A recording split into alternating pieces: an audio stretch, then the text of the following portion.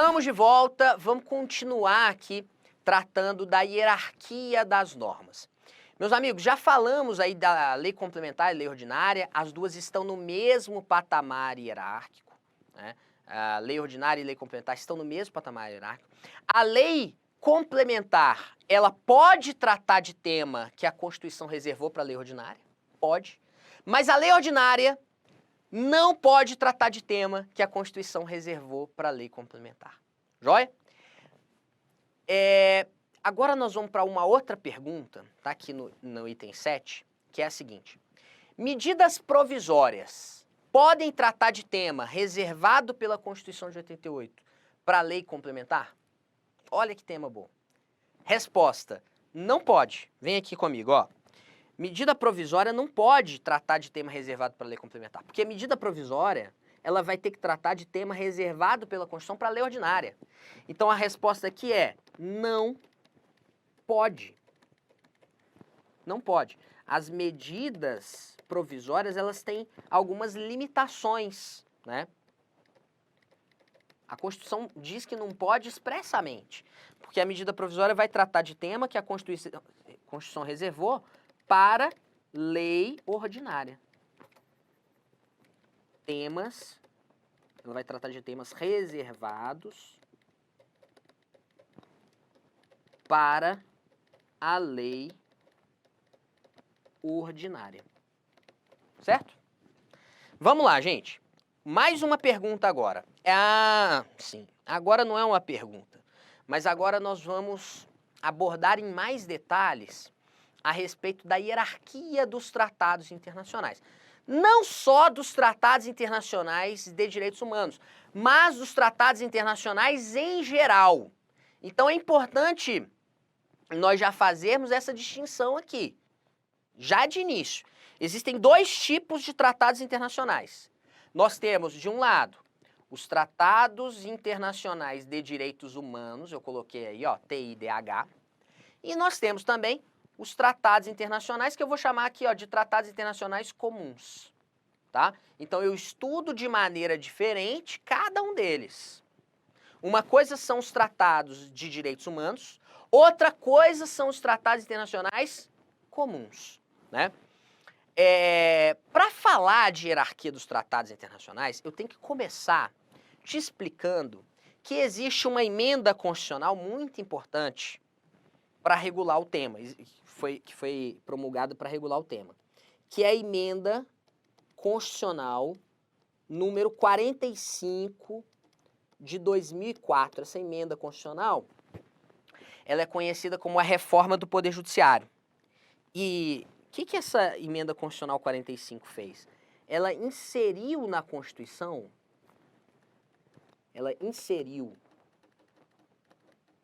na Constituição Federal de 88, o artigo 5º, parágrafo 3º. Ela inseriu o parágrafo 3º do artigo 5º. O que diz o parágrafo 3º do artigo 5º? O parágrafo 3º do artigo 5º diz que os tratados de direitos humanos aprovados em 2 turnos em cada casa do Congresso Nacional por 3/5 dos membros, eles serão equivalentes às emendas constitucionais, ou seja, eles terão nível constitucional. É isso que está no artigo 5º, parágrafo 3º. Né? Antes da emenda 45, não existia essa regra. A doutrina até falava, existia na doutrina, por exemplo, a professora Flávia Piovesan, né, já falava, olha, os tratados de direitos humanos, eles têm nível constitucional, mas isso era a doutrina, não era o posicionamento do STF. Então, esse artigo 5º, parágrafo 3º, ele representou uma mudança substancial para a regulação do tema dos tratados de direitos humanos, tá? Então, hoje, depois dessa emenda 45, aqui nós podemos classificar os tratados de direitos humanos de 2 maneiras diferentes. Ó, então nós temos os tratados internacionais de direitos humanos que forem aprovados na forma do artigo 5º, parágrafo 3º, eles terão nível constitucional, eles serão equivalentes às emendas constitucionais. Para eles serem equivalentes às emendas constitucionais, tem que ser aprovados na forma do artigo 5º, parágrafo 3º. E aí, só para você não esquecer, ó, isso significa que, ó, ser aprovado pelo rito das emendas. 2 turnos em cada casa do Congresso. Então, é 2 turnos na Câmara, 2 turnos no Senado. E em cada uma dessas votações, 3/5 dos membros. Né? E os tratados de direitos humanos, eles também podem ser aprovados pelo rito ordinário. Isso aqui é posição do STF, tá? Se eles forem aprovados pelo rito ordinário, aí eles terão status supralegal. Ricardo, já existe tratado de direitos humanos no Brasil que tem equivalência de emenda constitucional, que foi aprovado por esse rito qualificado do artigo 5º, parágrafo 3º? Sim, que é o tratado internacional que trata das pessoas com, do direito das pessoas com deficiência. Ele foi aprovado no Brasil com o nível constitucional, com equivalência de emenda constitucional, né? Ele foi aprovado com equivalência de emenda constitucional, então ele tem, ele foi aprovado pelo rito, lá 2 turnos em cada casa do Congresso, por 3/5 dos membros. Então ele está no patamar constitucional. E temos tratados de direitos humanos com status supralegal? Temos. O melhor exemplo disso é o Pacto de São José da Costa Rica, que é a Convenção Americana de Direitos Humanos. Inclusive, a Convenção Americana de Direitos Humanos, ela tem uma peculiaridade, sabe por quê? Porque ela é um tratado de direitos humanos que foi aprovado antes da emenda 45. Então, nem existia o parágrafo 3º. Esses tratados de direitos humanos aprovados antes da emenda 45, portanto, o que é o caso do Pacto de São José da Costa Rica, eles terão status supralegal, acima da lei, mas abaixo da Constituição. Gente, olha só. Com base nesse entendimento aí sobre o Pacto de São José da Costa Rica, nós tivemos uma decisão muito relevante do STF, que inclusive resultou na edição de uma súmula vinculante. Eu vou te explicar melhor. Veja, presta atenção, me acompanhe aqui nessa exemplificação. A Constituição Federal autoriza a prisão civil por dívida em 2 casos. Primeiro caso, a Constituição autoriza, olha o verbo que eu estou usando, a Constituição autoriza a prisão civil por dívida do depositário infiel e do devedor de alimentos, certo? A Constituição autoriza a prisão civil por dívida nesses 2 casos. Aí, existe uma lei brasileira que manda prender o depositário infiel, existe uma lei que manda prender o devedor de alimentos.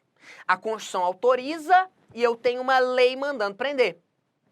Só que o Brasil é parte na Convenção Americana de Direitos Humanos. E a Convenção de Direitos Humanos, a Americana de Direitos Humanos, o Pacto de São José da Costa Rica, ele só autoriza a prisão do devedor de alimentos. Ele não admite a prisão do depositário infiel, tá? Então, como que fica a história? A Constituição manda prender, a Constituição manda prender não, a Constituição autoriza a prisão do depositário infiel. A lei manda prender o depositário infiel. Só que vem a Convenção Americana de Direitos Humanos e se coloca no meio do caminho entre a Constituição e a lei. A Constituição está autorizando, mas quem manda prender é a lei. Vem a Convenção Americana de Direitos Humanos, se coloca no meio do caminho e produz um efeito paralisante na lei que está mandando prender o depositário infiel. Vocês entenderam? A Convenção Americana de Direitos Humanos, ela tem status supralegal. Então, ela se coloca entre a Constituição e a lei.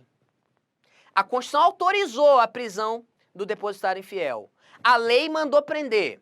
A Convenção Americana de Direitos Humanos se coloca no meio do caminho e produz um efeito paralisante na lei que está mandando prender o depositário infiel. Consequência disso, o STF editou súmula vinculante dizendo assim, ó, é ilícita a prisão do depositário infiel, qualquer que seja a modalidade de depósito.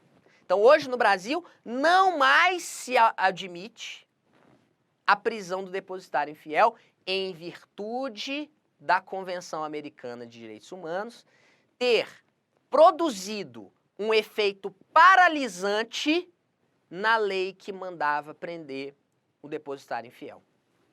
Tá? Veja, a Convenção Americana de Direitos Humanos, ela não revogou a Constituição, não.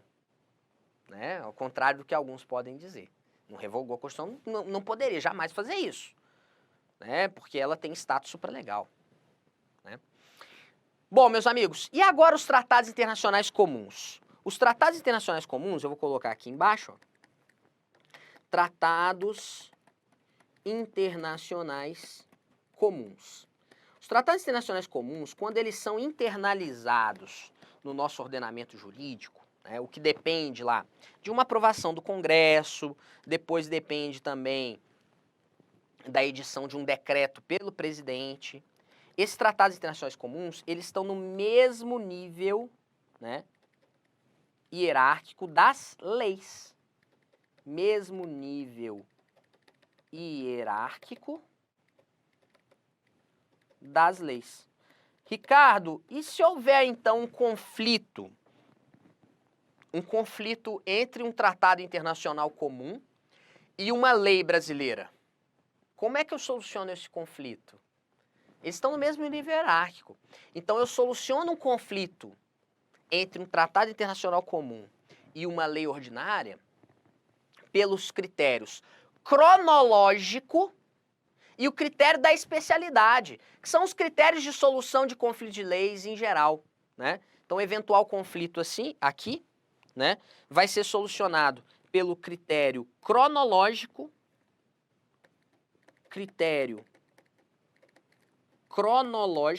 que é o posterior revoga o anterior, e o critério da especialidade. A lei especial revoga a geral. Critério da especialidade, tá?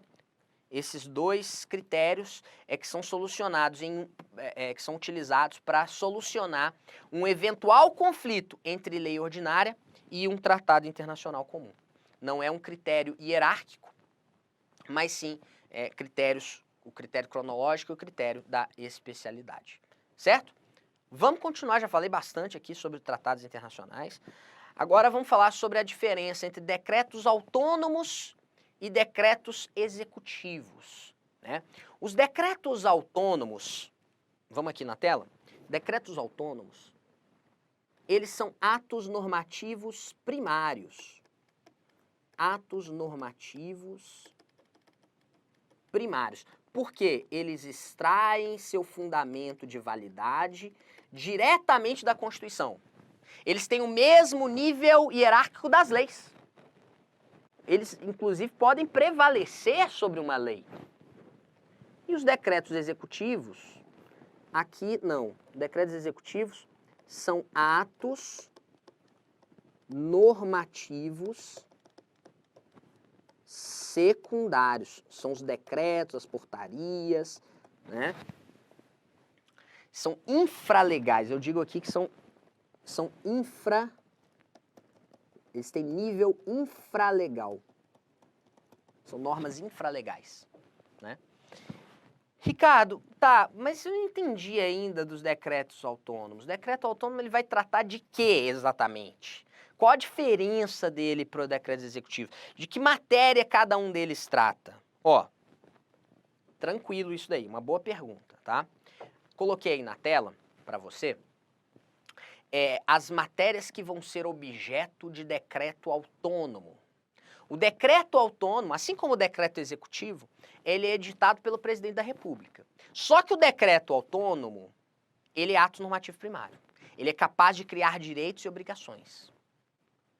O decreto autônomo, ele trata dessas duas matérias que vocês estão vendo aí. O presidente da República, ele pode dispor mediante decreto. Tá aí, ó. Mediante decreto. Leia-se aqui. Decreto autônomo. Decreto autônomo. Ele pode dispor sobre duas coisas. Primeira, vamos na tela, para ficar bem focado aqui. Primeira, dispor sobre organização e funcionamento da administração federal, quando não implicar aumento de despesa, nem criação ou extinção de órgão público. Não implicar. Por quê? Se for para aumentar a despesa, eu preciso de lei. Se for para criar, se for para extinguir órgão público, eu também preciso de lei. Aumentar a despesa, criar ou extinguir órgão público, eu preciso de lei. Agora, se for tratando de organização e funcionamento da administração federal, né, sem implicar aumento de despesa, sem criar ou extinguir órgão público, é decreto autônomo. O decreto autônomo também tem uma segunda finalidade, que está aí embaixo, ó, na B. Extinção de funções ou cargos públicos quando vagos. Se for para extinguir cargo público ocupado, extinção de cargo público ocupado, eu preciso de lei. Extinção de cargo público vago pode ser feita por decreto autônomo. Captaram? Então, o decreto autônomo, ele só pode tratar dessas matérias aqui. O decreto executivo, ele vai regulamentar uma lei, né? O decreto executivo é uma norma secundária. O decreto autônomo é norma primária, está no mesmo nível hierárquico das leis, certo? Vamos voltar aqui. Agora, ainda faltou a gente falar sobre regimentos internos de tribunais e regimentos internos das casas legislativas. Começando com os regimentos internos de tribunais, tá? O que você precisa saber aqui? Esses regimentos internos de tribunais, eles nada mais são do que o exercício de uma função atípica pelo judiciário, que é a função de legislar. O judiciário, ele tem como função típica a função jurisdicional. Só que o judiciário também vai legislar, e pode legislar. Ao editar o tribunal, ele pode editar um regimento interno. Ele está legislando, ele está exercendo uma função atípica de legislar. Esses regimentos internos de tribunais, tá? E aqui também, né, nós vamos acabar enquadrando também resoluções do CNJ, né? Esses regimentos internos dos tribunais, eles são atos normativos primários. Atos normativos primários. Do mesmo modo que também são os regimentos internos das casas legislativas. Né? Se você pegar o regimento interno da Câmara, dos deputados, regimento interno do Senado, eles também são atos normativos primários, são resoluções legislativas, né? E, portanto, até aparecem lá no artigo 59 da Constituição. Joia? Meus amigos, então nós vamos finalizando, assim, esse tema aqui, hierarquia das normas.